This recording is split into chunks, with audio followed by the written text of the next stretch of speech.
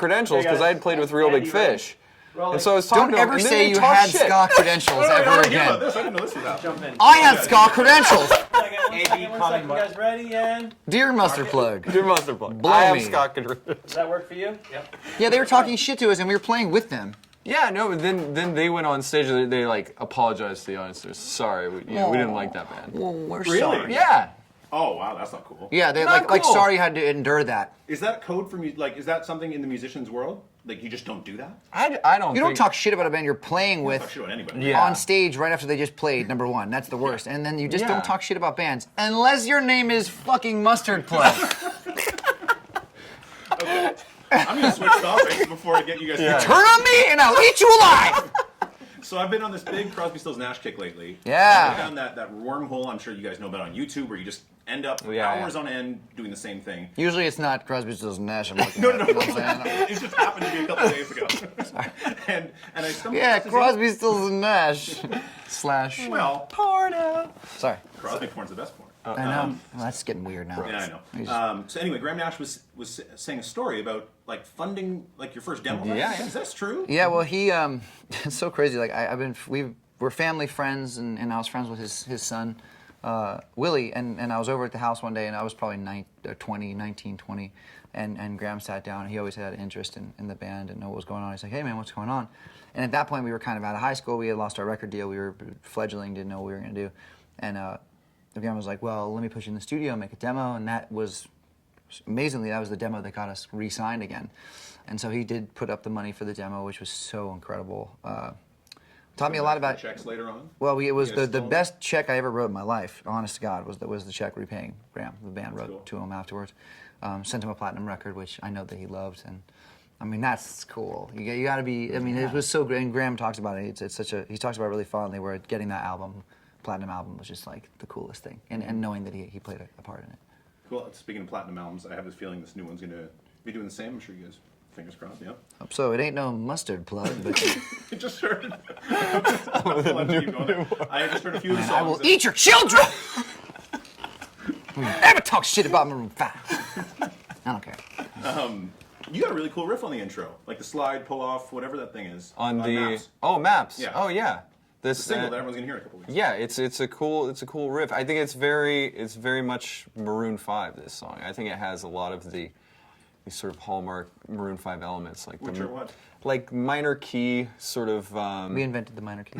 Yeah, because there's no other songs in minor keys except for Maroon 5. Like Bach, Beethoven, Bach, Gershwin, Beethoven, Mozart, Maroon 5. 5, Then, yeah. I'm not sure that's the order, but Yeah, like we're like in there somewhere. Second maybe. Yeah. Okay. Like Maroon 5, Mozart, Maroon 5, Mozart, Mozart. Beethoven, Van Morrison, Mustard Plug. Van Wilder, Mustard Plug, Mustard Plug. Minor chords. Can't forget Mustard Plug. Minor chords. What else? Hey, Mustard Plug, sorry. Fuck you. There's the minor chords. There's like a little bit of the funk guitar. That's not so much on that song, so that just kills my whole point. Fuck you, Mustard Plug.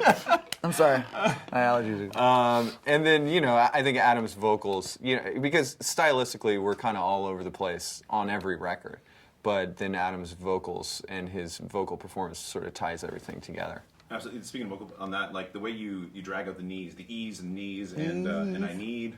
I'm excited for people to hear that. I think it's a good record, man. I love that. I love that song. How'd that come together? It's so funny because it was definitely one of those like tweaky ones where we had to keep tweaking it and changing it, and that's usually the ones that wind up being the strongest, or the ones that don't. I mean, sometimes they just come out of thin air and they're done, and all of a sudden they're finished. What came out of there? A couple of them, not many. We worked really hard on them, but yeah, we finally got that right just at the tail end, which was good, just in time. Well, I hear you're still working on it. Like, The album, maybe yeah, you no, tweeted we're a not photo, done like, yet. A week ago, being in the Oh, studio. we're still there. Yeah, I was there yesterday. We have these 5 songs completely finished that you heard. A couple of those songs are unmixed too, so Yeah. Didn't sound it. yeah. I mean, we only have a few mixes in. So. Yeah, and then so we got like 5 more to go, and Cool. we'll be there. Let's keep going down the songs that I've heard at least, so people can kind of know what to expect. Animals. Animals. What animal are you thinking of when smell your scent for miles like an animal? What animal?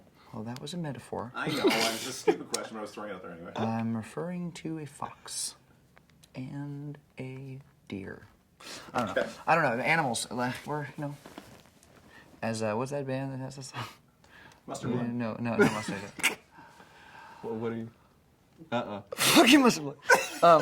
I don't know what the fuck I was talking about. My Heart Is Open. We'll go to the next one. Let's move on. My Heart Is Open is a really special song. Sia wrote that one, and collaborated with Sia on that, and that was like, it all started with Sia. And we heard a demo of it, and fell madly in love with it.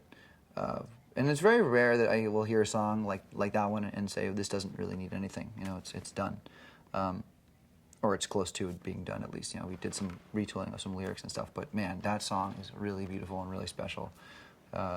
And she wrote it, and I kind of co-wrote it with her, and it's just one of those it's just one of those songs that feels classic, you know, and that's why I love it. It feels like it could have been a song 15 years ago, and it could be a song now. And it's also like, it feels like it's going to work really well with the live show. Everyone can sing along and like in a big room. It's a big anthem. Do you guys ever write like with the live show in mind? Like thinking this will work really well on stage? Definitely. I mean, I think every song. We don't have any songs that we don't think will Yeah. work in an arena. I think that's Are there one any of our- songs you haven't played yet live? Or have you done everything from every record? Oh no, Oh, we don't. I don't there's even like lots of playing songs from our albums. That's a pro. I don't even know half of our songs. We learn them Yeah. in the studio. We record them, and I don't know. I think that making an album full of songs is very different than the songs that work live, and it's some songs don't work live. Some songs are great on an album, like, you know, if you go see a Beatles concert back in the day, they might not have done certain songs that wound up on their records. It's just like, it's one of those things that sometimes living just in your ears is one thing, but in front of an audience, it's a very different presentation. So, But we also have this great problem, which is that in the 90 minutes or 2 hours that we have on stage, we can't play all of the songs. So, you know, and there's certain songs that people are expecting to hear, like, you know, we're not going to not play "She Will Be Loved" or "This Love." And so once we get through all those songs, there's not a lot of time left to play some of those deeper album cuts.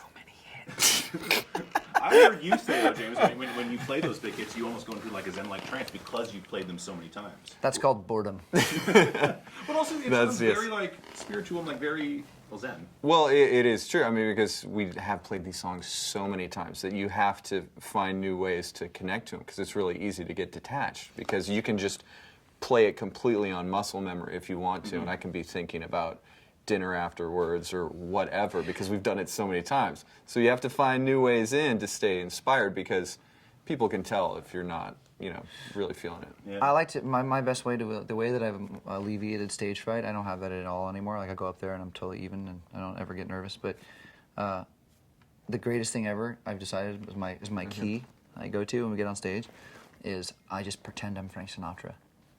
You know why? Frank didn't give a fuck. That's what's his vibe, right? So you just get up there with a cocktail in one hand, you know, and he'd be like, sometimes you even have the cigarette and the cocktail in the same hand. Someone would hand him a mic and he'd be like, and he just starts singing, and I think that's the coolest thing in the entire. There's this really great tour of his where he came out and was honestly like he walked out there and all of a sudden there was a mic in his hand and he was singing, and that's the most casual approach is the best. You know, the more you kind of anticipate it, you know, the more it'll get in your head. But I love how just whatever, go for it, play your songs, run around, entertain people, have fun, then go home. Does he influence your writing ever? Like, do you go to Frank when you're writing? He influences me just as Like, far as his lyrically, I guess, more showmanship. than- His showmanship was just so, like, I mean, he was just one of those guys that he just honestly was. It's crazy with him because I don't have this kind of voice, and I've always envied that in certain singers. There's a certain kind of like there's a violence to it, or there's an angstiness to it, you know, where it's not so silky smooth and perfect. It's kind of rough and cool and confident. You know, I love that about him. And you're saying you have the silky smooth voice? Well, I mean, it's certainly not very rough or angsty or mad.